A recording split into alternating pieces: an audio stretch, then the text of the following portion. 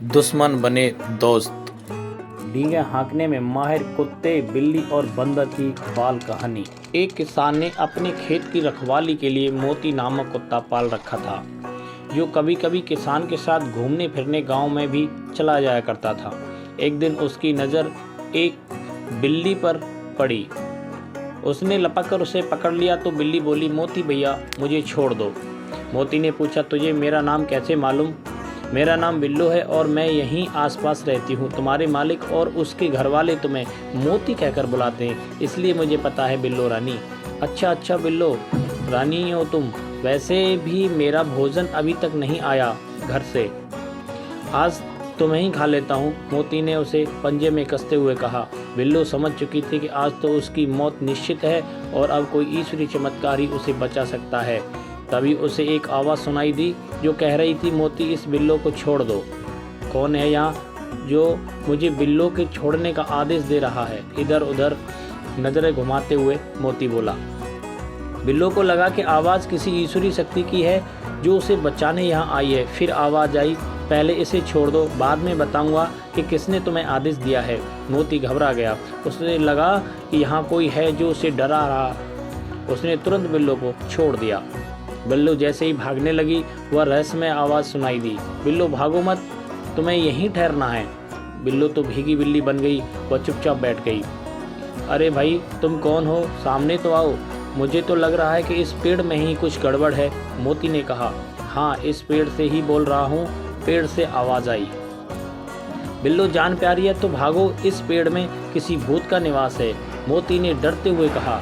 नहीं, भूत प्रेत कुछ नहीं होता, ये सब बेकार बातें हैं। इस पेड़ पर तो मैं कई बार चढ़ी उतरी हूँ, बिल्लो ने कहा। भूत प्रेतों को तो मैं नहीं मानता और न देखा, मैं बचपन से इन खेतों में पला बड़ा हूँ, मोती निडर होते हुए बोला। तभी अचानक धड़ाम से पेड़ की पत्तियों के बीच से कोई जमीन पर कूदा। एक पल के लिए तो बिल्लो और मोती घबरा कर ही उछल पड़े।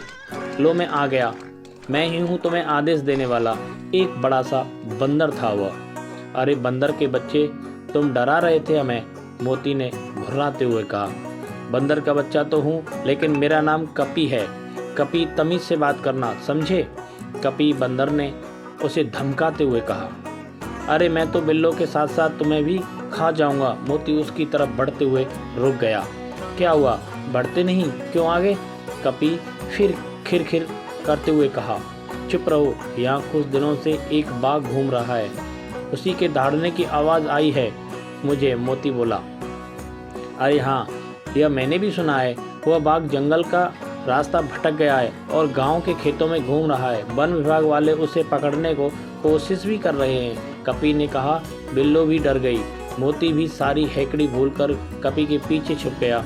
जो अभी तक एक दूसरे के दुश्मन बने हुए थे, वह एक होकर ऐसे बैठे थे जैसे पुराने मित्र हों। मोती, हम बेकार में एक दूसरे को धमका रहे थे और लड़ रहे थे, लेकिन अपने से बड़े और ताकतवर प्राणी की आहट सुनकर हम दब्बू बन गए, कपी ने कहा। सच कहा कपी भैया, हम सब बेकार में एक दूसरे के दुश्मन बने हैं, बिल्लो के बीच में बोल पड़ी। मोती ने उन दोनों से कहा, आज से हम तीनों मिलजुल कर रहेंगे।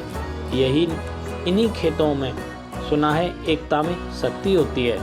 शक्ति तो है ही, एक दूसरे का साथ मिलने से संबल भी मिलता है, कपी ने उनको समझाते हुए ऐसे कहा। बिल्लो भी बहुत खुश हुई उनकी बातें सुनकर। थोड़ी देर बाद खबर आई कि वन विभाग की रेस्क्यू टीम ने उस बाघ को पकड़ लिया है और जल्दी ही उसे अपने घने जंगल में छोड़ देंगे जहां से वो आया था। तो दोस्तों, वीडियो कैसी लगी कमेंट्स में ज़रूर बताना। वीडियो पसंद आई हो तो वीडियो को लाइक करें, शेयर करें, चैनल को सब्सक्राइब कर लें। तो मिलते हैं किसी और वीडियो में, तब तक के लिए नमस्कार।